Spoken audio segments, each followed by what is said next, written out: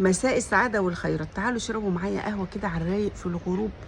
والحقيقة الأجازة القضائية أنا بحاول أستغلها بأقصى درجة ممكنة، علشان أول ما هنرجع كله هيبقى ضرب ضرب، مفيش شتيمة. قابلت ناس كتيرة قوي من حبايبي وناس كتيرة قوي معرفهاش توقفني في الشارع تسلم عليا، والحقيقة ببقى سعيدة بيهم جدا. لكن أكتر كلمة اتكررت: انتي ليه بطلتي تكتبي حكايات الحب بقالك فترة؟ ويعني رجاله وستات الحقيقه. يعني في راجل قال لي: انت كتابتك عن علاقتك بالدكتور حافظ ابو سعد الله يرحمه خلتني اشوف حاجات في علاقتي مع مراتي ومع ولادي ما كنتش بشوفها قبل كده. وواحده قالت لي: انت خليتيني ارجع احب جوزي من تاني. انا يعني كنت نسيت اصلا انا اتجوزته ليه ولا ايه اللي لفت نظري. فالحقيقه التعليقات دي كلها بتسعدني قوي. بس برضو من الأسئلة الكتيرة اللي اتسألتها هي: إزاي خرجتي من الأزمة، أو إزاي تجاوزتي فقد الدكتور حافظ؟ والحقيقة أنا ما أقدرش أعترف إن أنا تجاوزته قوي.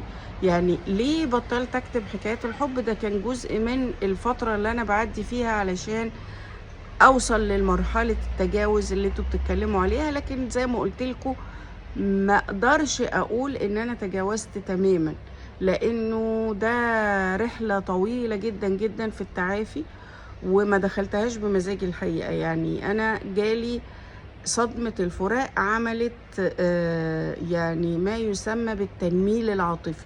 ما انا قعدت اقرا بقى كتير قوي قوي في الموضوع ده، وبعدين لما ببص على نفسي كده وانا في الدفنة والجنازة، يعني كنت اسد، عارفين انتوا، يعني ما فيش دمعة حتى. يعني فقريت كتير جدا جدا في الموضوع، قعدت فترة طويلة، يعني احنا داخلين على 5 سنين اهو. تقريبا ما فيش طعم للحياة خالص، يعني طعم المشروبات والمأكولات. وده مش تعبير مجازي كده ولا شاعري، لا فعلا. يعني ماليش مزاج اكل حاجة، مش عايزة اكل، يعني باكل تو سرفايف زي ما بيقولوا.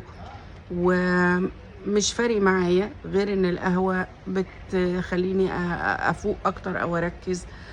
كل الحاجات اللي احنا بنحبها مع بعض، يعني احنا كنا بنحب ناخد قهوة وناخد معاها حاجة اللي هي كيكة الجزر دي، الكاروت كيك.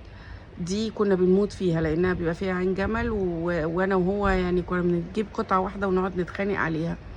فولادي كانوا بيجيبوا لي الكاروت كيك على اساس يعني انه يعني يساعدوني بشيء كان بيساعدني فعلا، ومش الكاروت كيك نفسه، لا، الخناقه اللي حواليها. عارفين انتوا، مش الاشياء ما وراء الاشياء.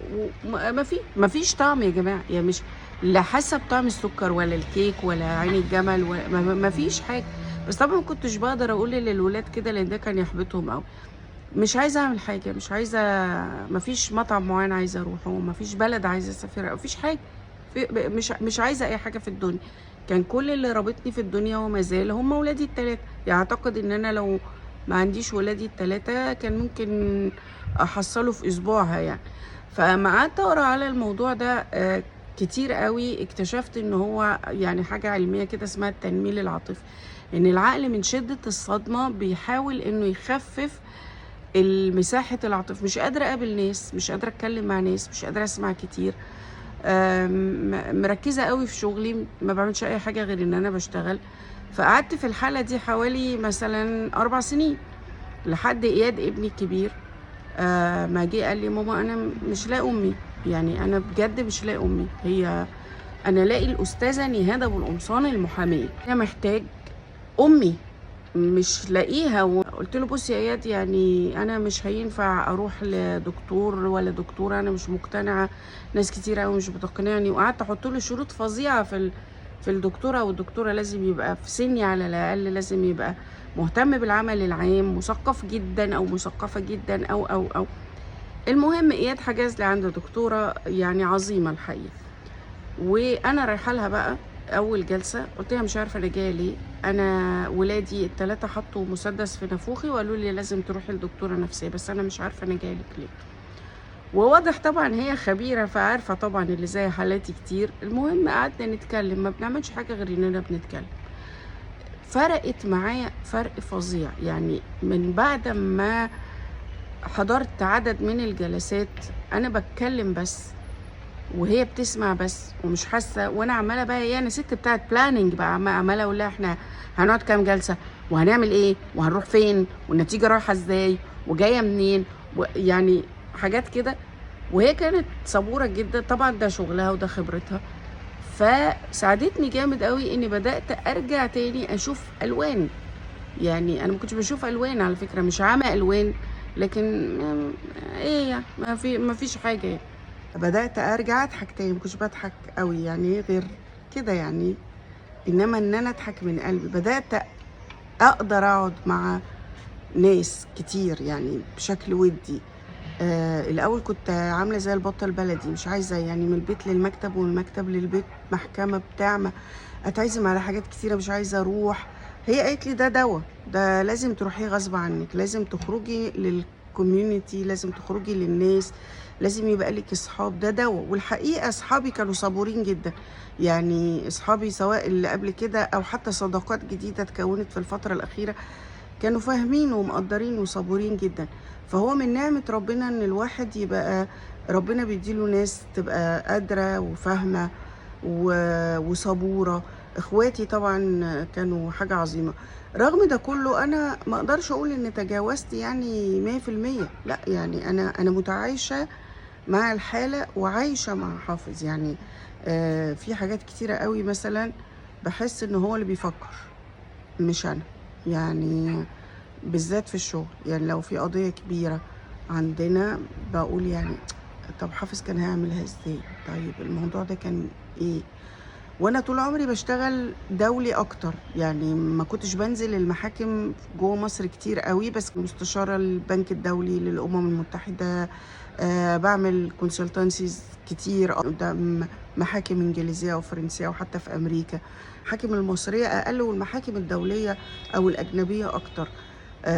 بعد اللي حصل ده بقيت بشتغل في المحاكم المصريه اكتر كتير. بفكر في حافظ في الشغل، يعني هو كان هيقول ايه في الموضوع ده او هيعمل ايه او بيفكر ازاي، وممكن اقعد اتكلم معاه.